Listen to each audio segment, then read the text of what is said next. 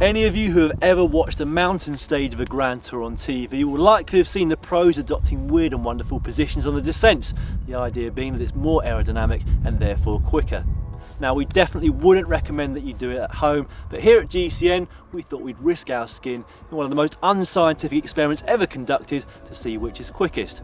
And myself and my colleague Tom here are going to do 10 different runs in 3 of the most common positions, timing how long it takes to get from point A to point B with a starting speed of 40 km per hour and averaging the times at the end of the experiment. But to begin with, we're just going to go next to each other with Tom in a bolt upright position, myself aerodynamic, to see visually just how different it is.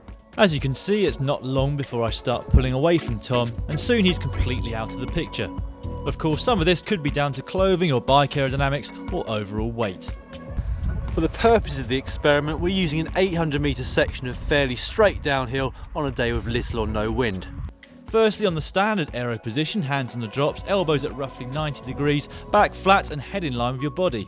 Average time over the 10 runs was 64.2 seconds for myself and 68.4 seconds for Tom. The next position is something we see quite often, perched on the top tube, giving you a much lower profile. We saw Jens Vogt doing this at the recent Tour Down Under, and Mohoric actually pedalling this position at last year's World Championships.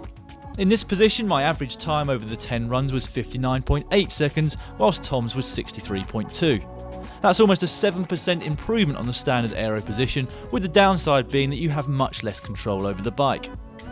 This last position is one that we don't see so much anymore, but it was adopted by the late Marco Pantani back in the 90s. Basically, arms stretched out, bum hovering off the back of the saddle and over the rear wheel. Results for this one, well, it was just slightly slower than the top tube position, with an average run time of 60.4 seconds for me and 63.9 for Tom. Just like the previous position though, this one doesn't give you much control over the bike.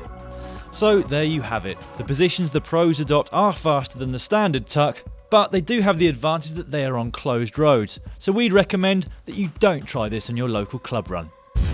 We all know that slipstreaming behind other riders is the most effective way of going faster with less effort. However, it takes a rider with some pretty thick skin